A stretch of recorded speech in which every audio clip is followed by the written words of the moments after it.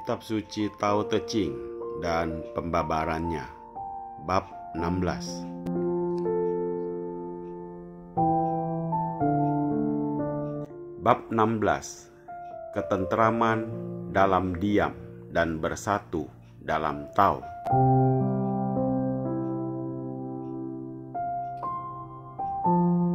Satu, mencapai kekosongan yang sempurna dalam keadaan diam dan tentram hingga sampai pada puncaknya.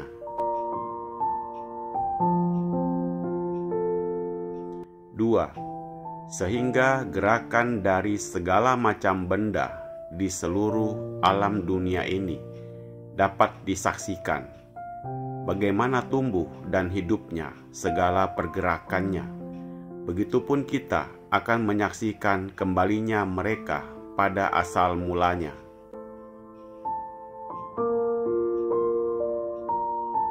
3. Benda-benda yang ada di seluruh dunia ini, beribu-ribu jenisnya, beraneka warna coraknya, dan bermacam-macam sepak terjangnya. Begitupun perjalanan mereka simpang siur.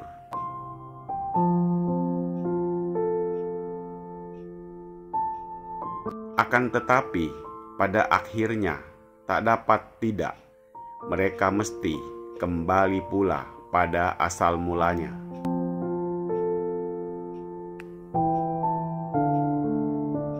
4. Kembali pada pokok pertama dan asal mulanya, yaitu dikatakan ketentraman. Maka hal ini boleh dibilang kembali pada kodrat, dan kembali pada kodrat yaitu langgeng dan abadi.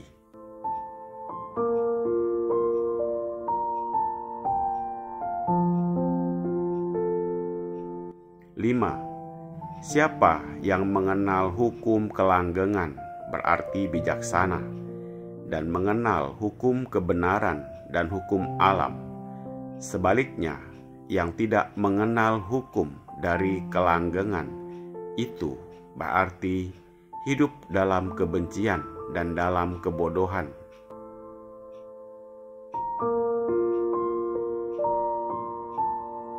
Hingga hidupnya bertentangan dengan Tao dan hukum kebenaran yang menyebabkan hidup dalam kesengsaraan dan penderitaan yang tak ada habisnya. Siapa yang mengenal hukum kelanggengan, ia dapat meliputi segalanya. Siapa yang dapat meliputi segalanya, ia pun dapat mempersatukan dirinya dengan semua yang ada di dalam alam ini.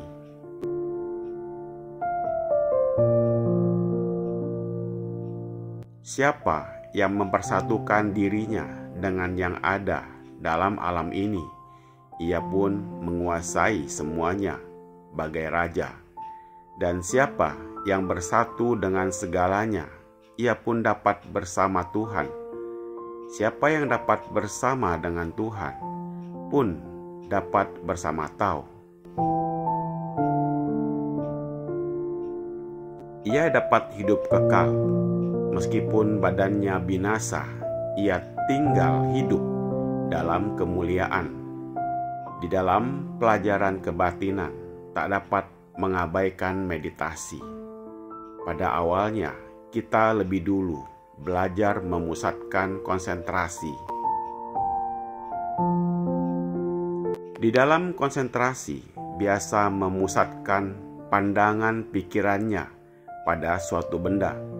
Lama-kelamaan, kita bisa gambarkan bentuk benda dalam pikiran.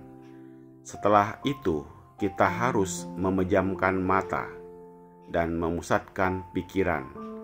Apabila untuk beberapa lamanya, benda yang telah kita gambar dalam pikiran kita tidak menyeleweng, bahkan dapat tetap pada benda itu, maka dikatakan dapat menguasai pikiran.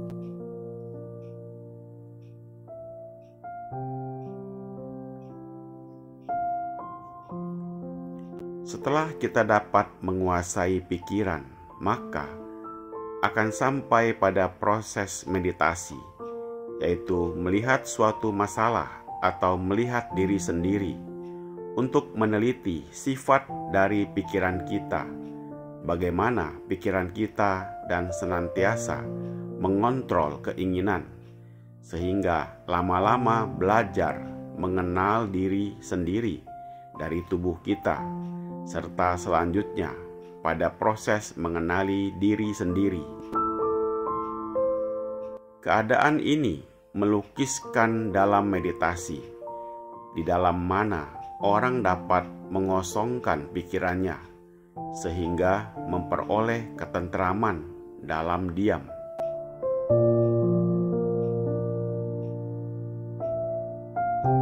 Dalam keadaan demikian, sampailah kita pada kesunyataan, yang berarti membuka tabir alam semesta hingga kita masuk ke alam misteri yang tak dapat dilukiskan dengan perkataan. Apa yang kita saksikan dalam alam misteri itu berbeda dengan apa yang kita lihat di alam dunia ini. Misalnya, bila kita melihat suatu benda yang nyata dalam alam itu, di sini kita hanya melihat bayangannya. Makhluk atau manusia yang ada di alam dunia ini hanya tampak badan kasarnya saja, tetapi di sana kita dapat melihat jiwanya. Maka alam itu dapat dikatakan alam kesunyataan, karena segala apa yang kita lihat adalah kenyataan yang tak dapat ditutupi.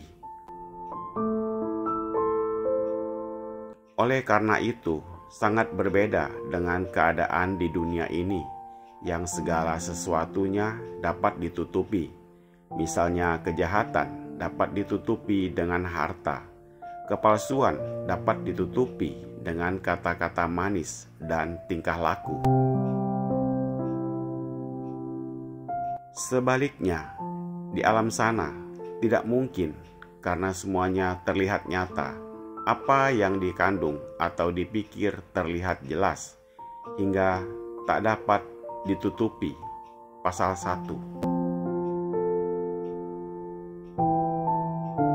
Ternyata di alam dunia ini pandangan kita sangat sempit, hingga dapat diumpamakan seekor ulat yang merayap di atas selembar daun, sehingga pandangannya tidak lebih luas dari selembar daun itu.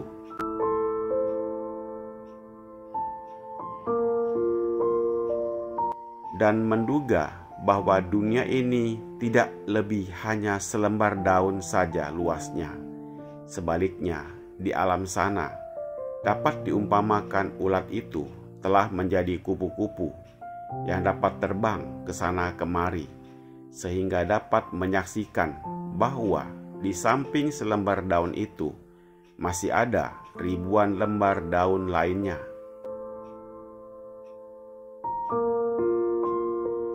Dan di samping sebatang pohon itu ada ratusan pohon lain yang berdiri di sekitarnya. Pasal 2. Yang diartikan kembali pada asal mulanya itu, karena hidupnya sesuatu makhluk di dunia ini semuanya menerima sari kehidupan yang berasal dari sumber pertama. Maka apabila kemudian mereka wafat atau menemui ajal, maka sari kehidupan itu pun kembali pula pada asal mulanya. Tetapi para budiman yang telah sempurna hidupnya dan telah mencapai kesucian batin, hingga jiwanya bersih dan tidak melekat pada segala benda di dunia,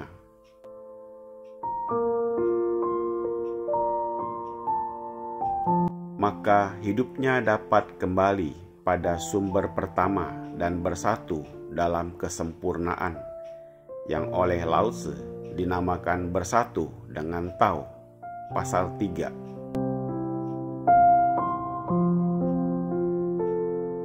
Keadaan yang demikian ini melukiskan bentuk seorang yang luhur budinya dan telah mencapai kesempurnaan hidup, sehingga memperoleh ketentraman batin dan hidup sewajarnya, sesuai dengan kodrat alam yang berarti hidup langgeng dan kekal. Pasal 4. Dalam pelajaran ini, Lao Tzu telah mengungkapkan proses dari seorang budiman yang telah mencapai martabat yang tertinggi dari tingkat manusia, hingga akhirnya dapat bersatu dengan Tao yang maha sempurna.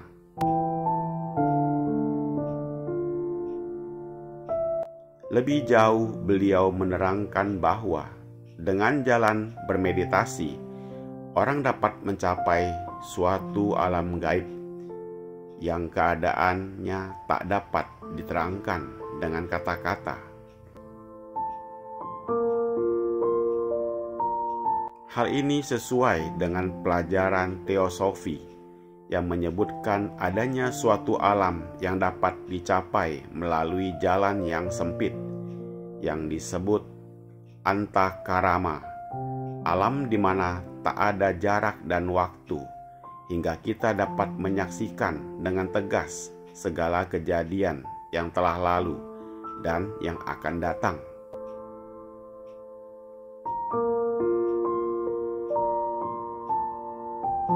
Begitupun kita dapat menyaksikan segala sepak terjang suatu makhluk, hingga kita akan mengetahui pula bahwa mereka semua berasal dari pokok pertama, yang oleh Lao Tzu disebut Tao, dan kemudian setelah mati mereka akan kembali pada Tao pula.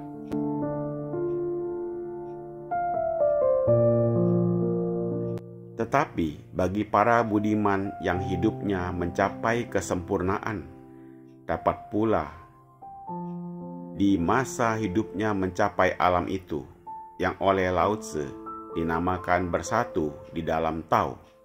Pasal 5. Semoga bermanfaat. Terima kasih.